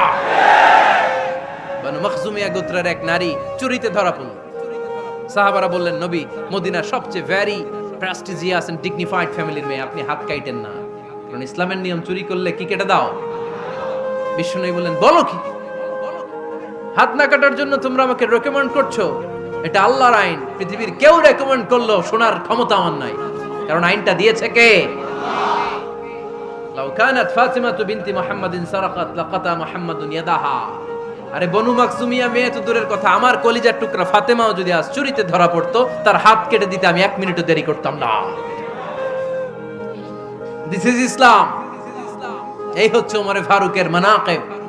এরকম ওমরে ফারুক কয়টা লাগবে? আওয়াজ করে বলতে হবে, কয়টা লাগবে? একটা লাগবে। এই সাইয়েদনা ওমরে ফারুক মদিনার প্রথম চিফ জাস্টিস ছিলেন। সর্বপ্রথম উনার পরামর্শে সাইয়েদনা আবু বকর রাদিয়াল্লাহু তাআলা আনহু কোরআনকে সংকলন করেছেন। আমরা এই যে কোরআন পড়ি 30 পারা, এমদাদিয়া লাইব্রেরির 114টা সূরা, কত সুন্দর সন্নিবেশ করা হয়েছে, এখানে সাজানো হয়েছে।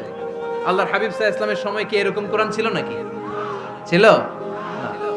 খেজুর পাতার মধ্যে, গাছের বাকলের মধ্যে, ওটের বড় হাড্ডির মধ্যে আর পাথরের মধ্যে খোদাই করা কোরআন ছিল।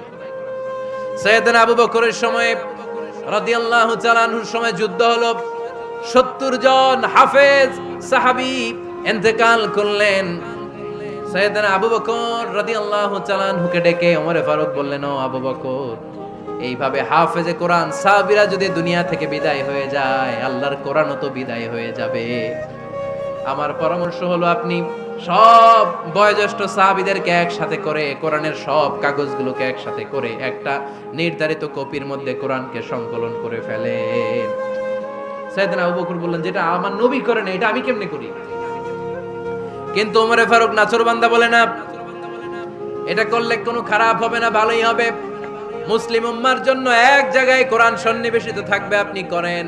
সাইয়েদনা আবু বকর রাজি হয় না, ওমরে ফারুকও ছাড়ে না। ওমরে ফারুক বলতে বলতে বলতে বলতে এমন ভাবে সাইয়েদনা আবু বকর রাদিয়াল্লাহু তাআলা আনহুকে ধরলেন, সব শেষে সাইয়েদনা আবু বকর ওমরে ফারুকের কথায় কোরআন সংকলনে রাজি হয়ে গেলেন। পড়েন সুবহানাল্লাহ। উনি বললেন, ওমর যখন আমাকে বারবার বুঝাতে লাগলো, আল্লাহ তাআলা আমার হৃদয়টা ওমরের কথা শোনার জন্য খুলে দিলেন। আল্লাহ তাআলা কেমন যেন আমাকে ইলহাম করলেন, আবু বকর করো, এই কাজের মধ্য দিয়ে আমি আমার কোরআনকে গোটা বিশ্বে জীবিত রেখে দেব। This is Umar. এই যে আমরা হিজরি সনের যে আমরা গণনা করি, এই হিজরি সনের প্রবর্তক হচ্ছে সাইয়েদনা ওমরে ফারুক। সুবহানাল্লাহ নাই? আপনাদের মনোযোগ আছে না গেছে? কই ঘুমায় গেলেন মনে হয়? তাকবীর দেন তো একজন আওয়াজ করে।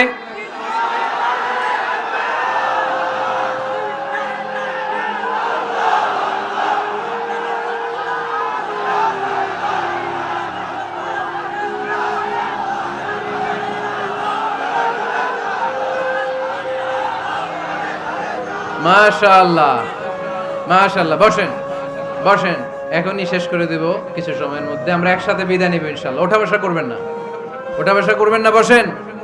সাইয়েদনা ওমরে ফারুক এই হিজরি সনের গণনা শুরু করেছেন। সাহাবারা বলল, আমিরুল মুমিনিন, খ্রিস্টানদের ঈসাই সন আছে, আমাদের মুসলমানদের কোনো সন নাই।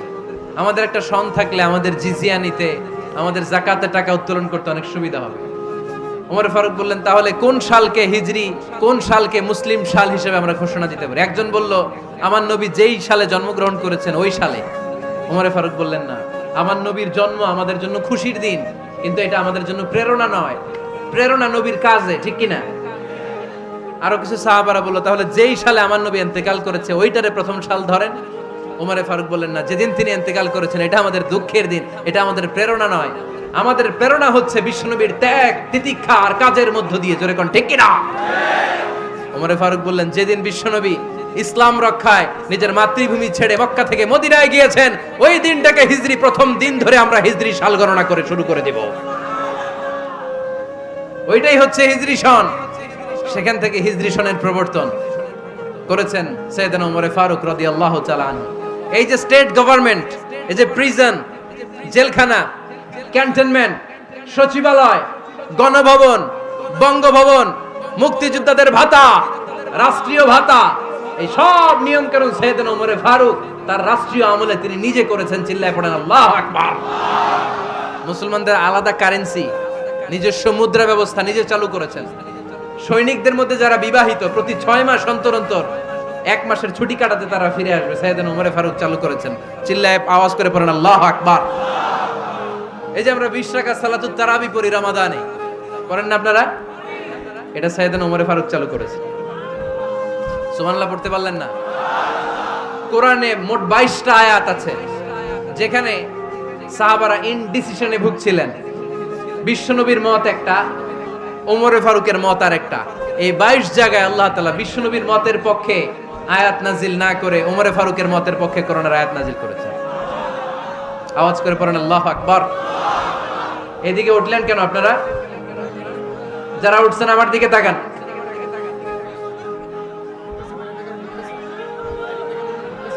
কিছু ভিতরে ঢুকতেছে, কিছু বাইরেতেছে না?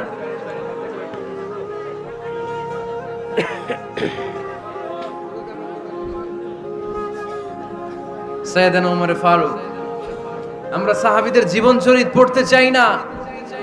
কত যে অনুপ্রেরণামূলক দৃষ্টান্ত সাইয়েদনা ওমর ফারুক আমাদের জন্য রেখে গিয়েছে। ওমর ফারুক যখন খলিফা, দিনের বেলায় যদি রাষ্ট্রে কোনো নিয়ম জারি করতেন, দিনের বেলায় জনগণকে কোনো বিষয়ে যদি নিষেধ করতেন, রাত্রে বেলায় খাওয়ার সময় ফ্যামিলি মেম্বারদের সবাইকে বলতেন, এই দিনের বেলা আমি জনগণকে এই কাজ করতে নিষেধ করেছি, তোমরা আমার ফ্যামিলি মেম্বার, খবরদার তোমরা এই কাজ করো না। জনগণ করলে যতটুকু শাস্তি, তোরা করলে পাবি ডবল শাস্তি। সুবহানাল্লাহ কইবেন না? আমাদের নেতারা ওই বাড়ির বিচার করে, ওই বাড়ির মাইয়ার বিচার, ওই বাড়ির পোলার বিচার। নিজের পোলা গাঞ্জা টানে, আছে না নাই? নিজের মেয়ে অপরাধ করে, আছে না নাই? কি নেতা ছিলেন ওমর ফারুক! আগে নিজের ঘর সামলিয়েছেন, আগে নিজেকে সামলিয়েছেন, নিজের ঘর ঠিক করেছেন। বলেছেন জনগণ করলে যত বেদ, তোরা করলে double Veda. This is call leader, ঠিক কি না? এক বাবা এসে বললেন, ওমর ফারুক আমার ছেলে কথা শোনে না, বেয়াদব। ওমর ফারুক ছেলেরে ডাকলেন, বাবা তুমি তোমার আব্বাজানের কথা শোনো না, এটা তো কবিরা গুনাহ। ছেলে বলে, ওমর ফারুক সব দায়িত্ব আল্লাহ ছেলে মেয়েদেরকে দিয়েছে, বাবা মাকে কোনো দায়িত্ব দেয় নাই। ওমর ফারুক বললেন, অবশ্যই দায়িত্ব দিয়েছে। তাহলে বলেন আমার বাবার দায়িত্ব কি? উনি বললেন, প্রাইমারিলি প্রথমত 3 দায়িত্ব। আইয়ান তাকিয়া উম্মা, পৃথিবীর প্রতিটি বাবার উচিত ছেলেদের মেয়েদের জন্য ভালো মায়ের ব্যবস্থা করা। 2 নম্বরে আইয়ুহসিনা ইসমা, সুন্দর তার একটা নাম রেখে দেয়া। 3 নাম্বার ইউআল্লিমাহুল কিতাব, তার আল্লাহর কিতাব শিক্ষা দেওয়া। এবার ছেলেকে আমার আব্বা 3টার একটাও করে নাই। এবার ওমর ফারুক রেগে গেলেন, বাবার কাঁধে ধরলেন, বললেন তুই ছেলের জন্য বিচার নিয়ে আসলি, তোর 3টা দায়িত্বের একটাও তুই পালন করিস নাই। ছেলে বলে, আমিরুল মুমিনিন, আমার মা নর্তকী, আমার মা মাজুসি, আমার মায়ের মধ্যে কোনো আদব কাদব নাই, সুন্দরী দেখে আমার মারে বাবা বিয়ে করছে, আমার মায়ের কাছ থেকে জীবনে কিছু শিখি নাই। 2 নাম্বার সাম্মানি খানফাসা, আমার বাবা আমার নাম রেখেছে চামচিকা। কি নাম রাখছে? এটার নাম হইলো একটা, এরকম উল্টাপাল্টা নাম আছে না নাই? না, এগুলো রাখবেন না। আব্দুল্লাহ রাখবেন, আব্দুর রহমান রাখবেন। আর একটা কি বলছি আজকে? হুজাইফা রেখে দিয়ে পারবেন? ওয়ালাম ইউআল্লিমনি হারফাম মিন কিতাবিল্লাহ আমিরুল মুমিনিন। শুধু তাই না, আল্লাহর কোরআনের একটা অক্ষর আমার বাবা কোনোদিন আমারে শিক্ষা দেয় নাই। ওমর ফারুক রেগে গেলেন, এবার বাপের কান্দে ধইরা মারতে শুরু করলেন। তুই পোলার নামে বিচার নিয়ে আইছিস, তোরে মাইর দিমু আগে। এরকম নেতার দরকার আছে না নাই? মদিনায় এক লোক তার বউরে রাগের চোটে 100 তালাক দিয়ে ফেলছে। কয় তালাক? দেয়ার নিয়ম কয়টা? দিছে কয়টা? এবার স্ত্রী কাঁদতে কাঁদতে এসে বলে, আমিরুল মুমিনিন দেখেন, আমার স্বামী আমারে রেগে মেগে 100 তালাক দিছে। ওমর ফারুক বললেন, দইরা নিয়ে আয় এটারে। নিয়ে আসা হলো। ওমর ফারুক বললেন, কয়টা তালাক দিয়েছো? কয় 100টা। কেন দিছো? কয় মাথা গরম আছিল। এরকম আছে না? তালাক দেওয়ার সময় সব তালাক, তুই তালাক, তোর মা তালাক, তোর বোন তালাক, সব তালাক। তালাক দিবে ওয়াইফ রে, দিতেছে সবাই রে। তো ওমর ফারুক বললেন, দিবে 3টা, 100টা দিলা কেন? কয় মেজাজ গরম ছিল। কয় দাঁড়া, আত-তালাকু মিন শাআইরিল্লাহ, তালাক হচ্ছে আল্লাহর দেয়া বিধানের একটা নিদর্শন। এটা নিয়ে তুই খামখেয়ালি করলি? আমার রায় শোন, আমার রায় হচ্ছে 3 তালাকে তোর বউ তালাক, বাকি 97 তালাক তোর পিঠের উপরে পড়বে। এরকম বিচারের দরকার আছে না নাই? এরকম দৃষ্টান্তমূলক বিচার যদি বাংলার জমিনে দেয়া হতো, আর কোন নারী ধর্ষিতা হতো? আর কোন নারীকে অ্যাসিড মারা হতো? আর কোন নারী যৌতুকের জন্য কান্না করত? একটা আমল লাগবে, বেশি না। কয়টা লাগবে? তিনি গভর্নর সিস্টেম চালু করেছিলেন, governor system, Islamic state. Bahrain, Yemen, মিসর, কুফা, বসরা, মক্কা, মদিনা, এই 7 জায়গায় 7 জন গভর্নর পাঠিয়েছেন। তাদের থেকে তথ্য নিতেন। এই গভর্নর সিস্টেম উনি বানিয়েছেন। সাইয়েদনা আমর ইবনে আল-আস রাদিয়াল্লাহু তাআলা আনহুকে পাঠিয়েছেন মিশরে। মিশরে একটা দৌড় প্রতিযোগিতা হতো। ওই দৌড় প্রতিযোগিতায় আমর ইবনে আল-আস রাদিয়াল্লাহু তাআলা আনহুর ছেলে অংশগ্রহণ করেছে। কিন্তু এক মিশরি ওই দৌড় প্রতিযোগিতায় চ্যাম্পিয়ন হয়ে গেছে, রানার্স আপ হয়েছে আমর ইবনে আল-আসের ছেলে। এবার মিশরি ফার্স্ট আর গভর্নরের ছেলে সেকেন্ড। রাগের চোটে আমর ইবনে আল-আসের ছেলে ওই মিশরির মাথার মধ্যে কয়েকটা বাড়ি মেরেছে। মিশরি বলে, আমার মারলা কেন? তুমি খেলাই পারো না, আমারে মারলা কেন? কয়, আনা ইবনুল আকরামিন, আমি গভর্নরের পোলা, আমি যা বলবো এটাই হবে, আমার উপরে কথা নাই। মিশরি ওইখানে আর ঝগড়া বাঁধায় নাই, মনে দুঃখ নিয়ে মদিনায় চলে আসলেন। এসে বললেন, আমিরুল মুমিনিন, আপনি আমর ইবনুল আস রাদিয়াল্লাহু তাআলা আনহুকে মিশরের গভর্নর বানিয়ে পাঠিয়েছেন। একটা প্রতিযোগিতায় আমি চ্যাম্পিয়ন হয়েছি, ওনার ছেলে হয়েছে রানার আপ।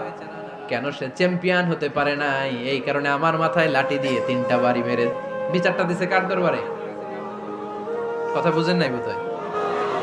ওমর ফারুকের দরবার। ওমর ফারুক বললেন, তাই আগামী বছরের অমুক তারিখ আমি সব গভর্নরদেরকে ডেকে হিসাব নেই, তো ওই দিন তুই থাকবি, পারবি না? মিশরে বলে, পারবো মানে অবশ্যই পারবো। ওই দিন 7 রাজ্য থেকে 7 গভর্নর হাজির, গভর্নরদের ছেলেরাও হাজির, মিশরীয় হাজির। 7 গভর্নরের কাছ থেকে 7 এলাকার খোঁজ খবর নেয়ার পরে ওমরে ফারুক বললেন, আইনাল মিসরি, মিশরি লোকটা কই, এদিকে আয়। মিশরি সামনে আসার পরে বলল, আমর ইবনুল আস, তুমি মিশরের গভর্নর, তোমার ছেলে সহ তুমি আসো। আমর ইবনুল আস এসে সামনে বসে রইলেন। এবার বললেন, ও আমর ইবনুল আসের ছেলে, তুমি নাকি ইবনুল আকরামিন গভর্নরের ছেলে, তুমি যা বলবা মিশরে নাকি তাই হবে, তোমার নাকি অনেক দাপট। নিজে একটা লাঠি এনে মিশরীর হাতে দিয়ে বলল, এবার তোর মাথায় যতটা মারছে তুই ততটা গুনে গুনে মার, আমি দেখবো। আমর ইবনুল আস দেখবে, আমর ইবনুল আসের ছেলেরে তুই এখানে মার। সে বলতেছে, থাক, আপনি বলছেন এতেই যথেষ্ট, মারা লাগবে না, আমি মাফ করে দিলাম। ওমরে ফারুক বলল, খবরদার, মার, মার ওর মাথার মধ্যে।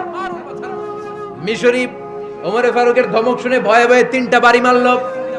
এই বাড়ি মারা দেখেও ওমরে ফারুকের হৃদয় ঠান্ডা হয় নাই।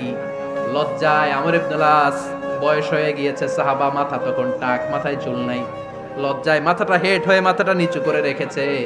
এবার রাগের চোটে ওমরে ফারুক বললেন, এবার আমর ইবনুল আসের টাক মাথার মধ্যে একটা মার। মার! কেন ছেলেকে শিক্ষা দিতে পারে নাই? ইয়া আমর ইবনুল আস, মাতা জাআলতুমুন নাস আবিদা, তোমরা কখন মিশরীদেরকে নিজেদের দাস বানায় নিলা? ওয়াকাদ ওয়ালাদাতুম উম্মুহুম আহরারা, আর ওদের মায়েরা তো ওদেরকে স্বাধীন সন্তান হিসেবে প্রসব করেছে। মানুষদের উপর ক্ষমতাগিরি করার জন্য গভর্নর পাঠাই নাই। খবরদার, জনগণ, তাদেরকে দেখভাল করার জন্য তোমাদেরকে পাঠানো হয়েছে, তাদের উপর কোনো অত্যাচার করার জন্য নয়। চিল্লায় বলেন ঠিক কি না? এরকম নেতা কয়টা লাগবে? কয়টা? ওই নেতার নাম কি? ওমর। হ্যাঁ, হুয়া ইয়াতি ওমর।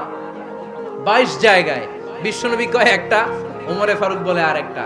আল্লাহ বলে বিশ্বনবী আপনার পক্ষে আমি আয়াত নাজিল করতে পারলাম না, আমি ওমরের পক্ষে নাজিল করে দিলাম।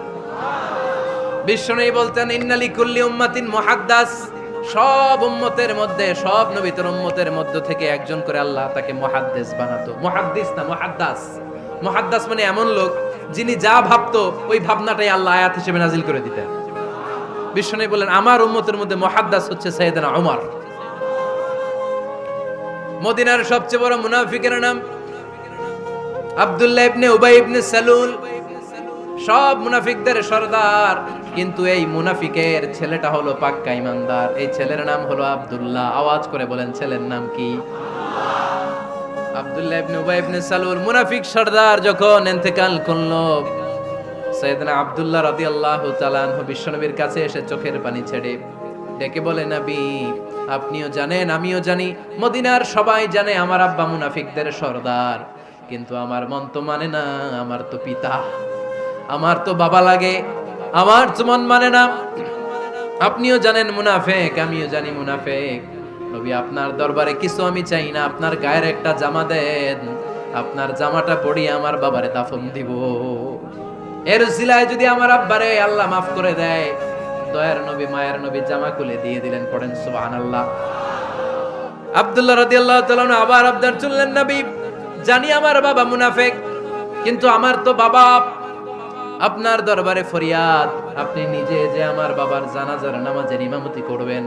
দয়ার নবী মায়ার নবী জানাজার নামাজে যেতে চাইলেন। ওমরে ফারুক বললেন নবী না, খবরদার আপনি উবাই ইবনে সালুলের জানাজায় যাবেন না। বিশ্বনবী জোর করে যেতে চাইলেন। সাইয়েদনা ওমরে ফারুক বিশ্বনবীর জামা পেছন থেকে টেনে ধরলেন। আল্লাহু আকবার, টেনে ধরলেন, যাবেন না আপনি। ওমরে ফারুকের হাত থেকে হ্যাচকা টান মেরে জুব্বা টান দিয়ে বিশ্বনবী জানাজায় চলে গেলেন। রব্বুল আলামিন আয়াত নাজিল করলেন ইস্তাগফির লাহুম আও লা তাস্তাগফির লাহুম ওয়া ইন তাস্তাগফির লাহুম ৭০ মাররাতান ফালান ইয়াগফিরাল্লাহু লাহুম। নবী গো একবার নয় দুইবার নয় ৭০ বারও যদি এই মুনাফিকের জন্য আপনি ক্ষমা চান, তার জন্য ক্ষমা নাই, তার জন্য আছে জাহান্নাম। ওয়ালা তাকুম, আপনি যাবেন না আলা কবরি, কখনো তাদের জানাজায় যাবেন না। এই যে একটা ভুল করে ফেলছেন এটা এইবারই শেষ, এরপরে আর যাবেন না। সাইয়েদনা ওমর ফারুকের পক্ষে আল্লাহ তাআলা কোনটা আয়াত নাজিল করে দিলেন। চিল্লায় পড়েন আল্লাহু আকবার। এভাবে 22টা জায়গায় ওমর ফারুক যা বলেছে এটা নিয়ে একটা আলাদা আলোচনা হইতে হবে, আলাদা একটা আলোচনা লাগবে যে 22টা আয়াতে আল্লাহ তাআলা বিশ্বনবীর পক্ষে কোরআনের আয়াত নাজিল না করে সাইয়েদনা ওমর ফারুকের পক্ষে আয়াত নাজিল করেছেন। চিল্লায় পড়েন সুবহানাল্লাহ। ওই ওমর ফারুককে আমাদের মডেল বানানোর দরকার আছে না নাই? ওই ওমর ফারুকের জীবনী আমাদের ছেলে মেয়েদেরকে পড়ানোর দরকার আছে না নাই? আমাদের ভবিষ্যৎ প্রজন্ম এগুলো জানে না। ওরা সালমান খান দেখে বড় হয়, ওরা শাহরুখ খান দেখে বড় হয়, ওরা ঋত্বিক রোশনকে দেখে বড় হয়। ওরা মনে করে যে এরাই বড় সুপার হিরো। আমাদের যে কত বড় সুপার হিরো আছে এরা জানেই না। নতুন প্রজন্মের কর্ণকোহরে সাইয়েদনা ওমর ফারুকের ইতিহাস পৌঁছে দেওয়ার দরকার আছে না নাই? ওমর ফারুকের ইন্তেকালের ঘটনাটা বলেই আমরা মুনাজাতের দিকে যাব। শুনবেন? শুনতে চান? উনি স্বপ্নে দেখলেন একটা লাল মোরগ ওনাকে 3টা ঠোকর মেরেছে। কয়টা? উনি জুমার নামাজে জিলহজ মাসের শেষ সপ্তাহে জুমার নামাজে বললেন যে একটা লাল মোরগ 3টা ঠোকর মেরেছে। মুগীরা ইবনে শুবা রাদিয়াল্লাহু তাআলা আনহুর দাস আবু লুলু আল মাজুসি, এই লোকটা খঞ্জর বানাতে পারতো। মুগীরা রাদিয়াল্লাহু তাআলা আনহুর দাস। মুগীরা প্রতিদিন 4 দিরহাম করে চার্জ করত, যেহেতু দাস। সে এসে বিচার দিল আমিরুল মুমিনিন, মুগীরা আমার থেকে বেশি টাকা চায়, জুলুম করে। ওমর ফারুক বললেন তাই? তুমি কি কাজ জানো? বলে আমি খঞ্জর বানাতে জানি। বাড়ি কই? পারস্য। আরে তুমি খঞ্জর বানাতে জানলে তো 4 দিরহাম অনেক কম, সে তো আরো বেশি টাকা নেওয়া দরকার ছিল তোমার থেকে। আবু লুলুর এই কথা পছন্দ হয় নাই। সে কয় ওমর তুমি সবারে দয়া দেখাও আর আমার ক্ষেত্রে কঠিন নিয়ম বানাইলা, দাঁড়াও এই নিয়ম তোমারে আমি দেখাবো। এই রাগে সে বাড়িতে যে একটা খঞ্জর বানালো। কি বানালো? খঞ্জর চিনেন? ছোট্ট ছুরি। কিছুদিন আগে ওমানের সুলতান কাবুস ইন্তেকাল করেছে, জানেন আপনারা? ওনার এই কোমরের মধ্যে খঞ্জর থাকতো, ছবিতে দেখছেন? আরব শায়েখ যারা সুলতান আমির, কোমরে কি থাকে? ছোরা থাকে, খঞ্জর। সে বাসায় যে একটা খঞ্জর বানালো, যেই খঞ্জরের 2 মাথা, লাহু রাসান ওয়া মাকবাদাতুহু ফি ওয়াসাতি, আর ধরার হ্যান্ডেলটা মাঝখানে, এদিকেও ছুরি এদিকেও ছুরি, যাতে এইভাবে মারা যায়। সে ধার দিতে লাগলো আর বললো, ওমর দাঁড়াও, তোমার আমি দেখাবো। ওমরে ফারুক মসজিদে নববীর ইমাম, ফজরের নামাজের সময় এ আবু লুলু আল মাজুসি বুরনুস পরে, চাদর পরে,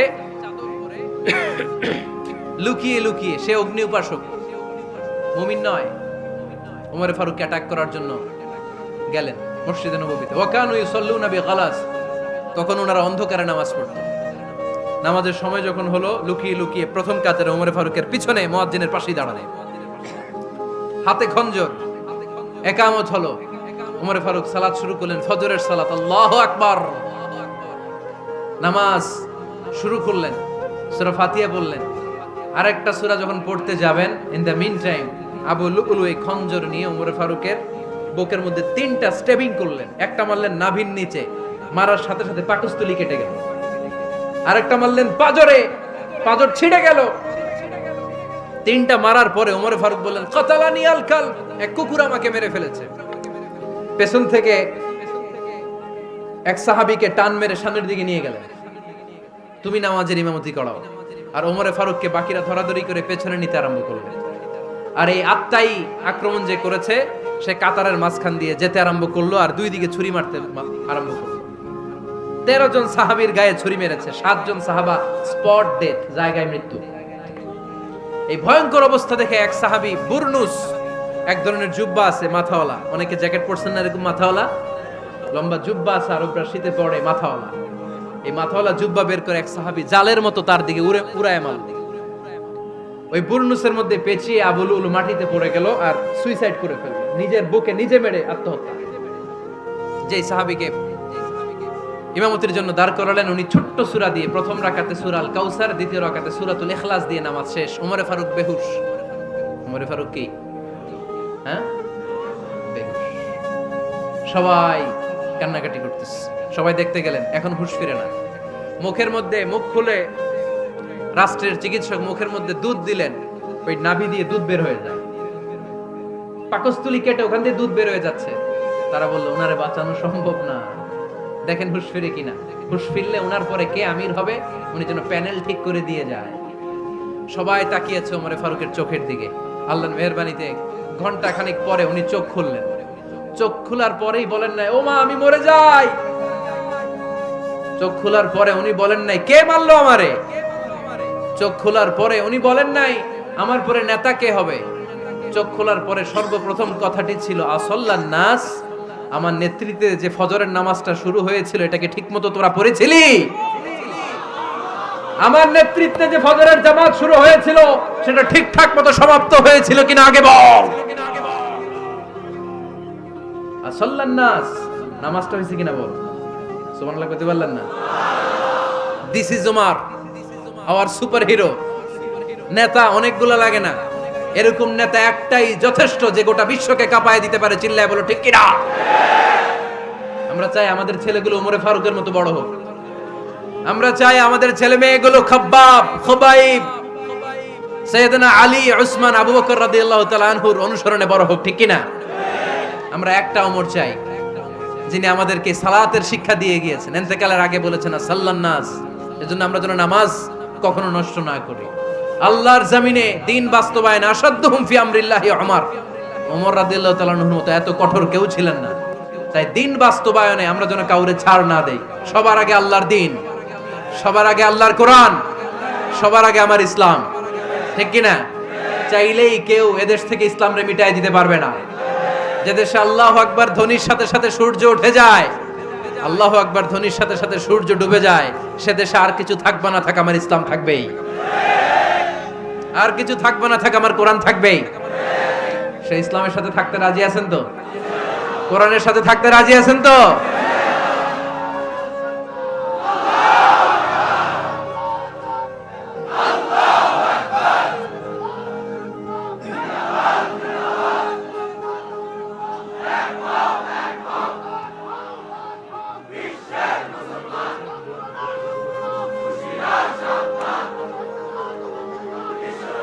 আল্লাহ আমাদের সবাইকে কবুল আর মঞ্জুর করে নেক। আমরা পড়ি আমিন।